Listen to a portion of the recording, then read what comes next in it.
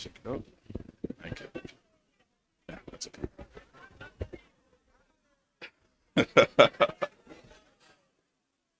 Naona kuna majenziko na ile. Musangarire. Rigiji mwenyewe ako hapa atawapa hiyo story. Na msiseme My big sister, Martha Karua, may I congratulate you and the entire leadership of the PLP for this historic occasion.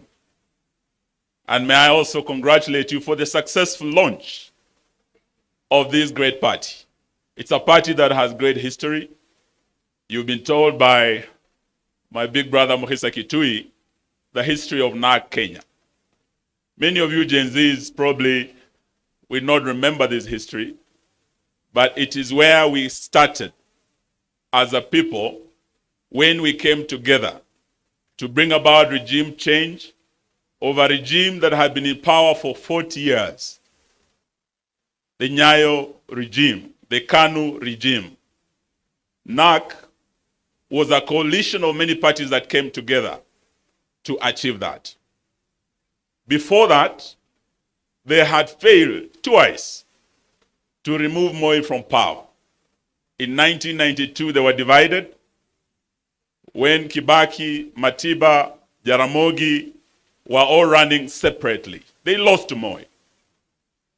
In 1997, wakati marehemu Wamalwa kijana, Bichari Tingilu, Raila Amolo Odinga na wengine walisimama kura, walipoteza tena 1997, Moi akipata 36% of the vote. So almost 70% of Kenyans rejected him.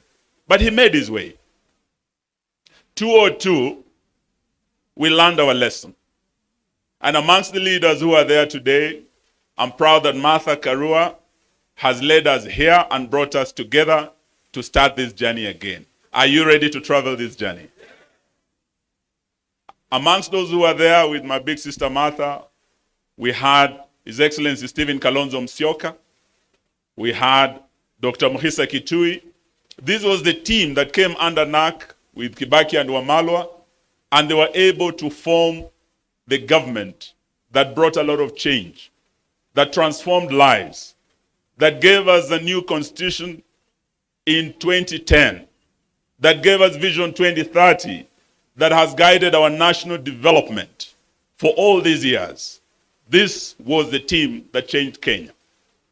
So when Martha Karua invited us here today and gave us two words, unite and PLP, unite. Those are two very critical issues I want you to remember today, because it's as a result of that unity that change was achieved in Kenya. Without unity, we will not be able to succeed. And wanasema ukarimu huanzia nyumbani, vile vile umoja huanzia wapi? Nyumbani. So Martha Karua has not just told us empty words. Leo tukiwa hapa, she has led by example. Yeye amekaa na ndugu yake Rigiji. Hawa wawili were rivals in the last election. Hawa walikuwa running mates. Moja wa Kasongo, mwingine wa baba. Leo wamesema wanakuja pamoja, mmoja akiwa baba wa mlima, mwingine akiwa mama wa. So Martha, you have led by example. Having Rigiji here, going to his home, and I'm told you've been Wamunyoro to bring the mountain together. You have led by example. We congratulate you and we're terribly proud of you. For the young people today, the message of unity is not just about parties, not just about these seasoned politicians, party leaders and political parties. The unity that made us succeed in the first liberation was across generations. We had young Gen Zs like Dedan Kimathi who paid the ultimate price. But we had old men like Jomo Kenyatta who came together and formed the first government.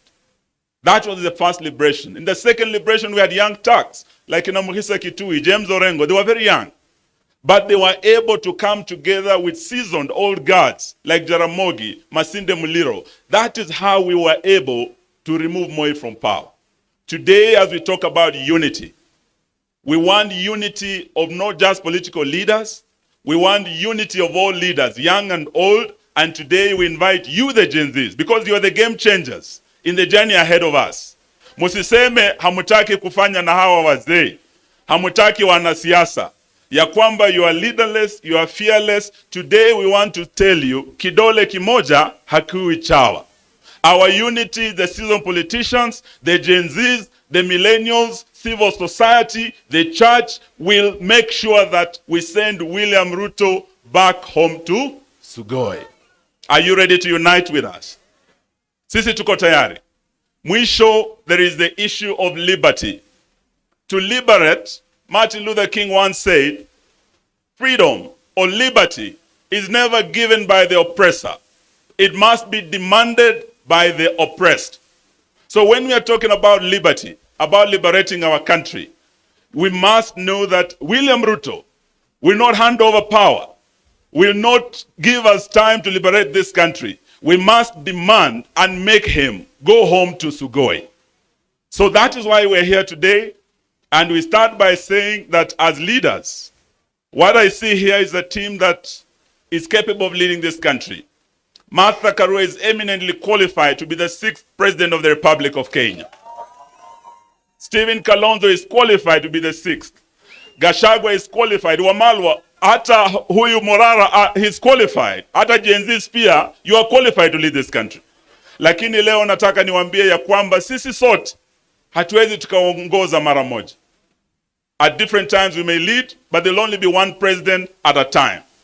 Leo nataka niseme kama Eugene Wamalwa, if I'm honored to be that flag bearer, I will not let you down. But if I'm not honored to take that position, and the first amongst equals amongst us takes that position as our flag bearer, mimi Eugene Wamalwa nitakuwa wa kwanza kumunga mkono kwa dhati tutoe Kasongo. Now that is the position as DAP Kenya. We have said we are ready to unite, to liberate our country. And to do so, we must be prepared to bear any burden, to make any sacrifice, to support any friend, and to oppose any foe, including our former allies who are leaving the side of the people and joining Kasongo. We will be ready to meet them. Omundo Humundu.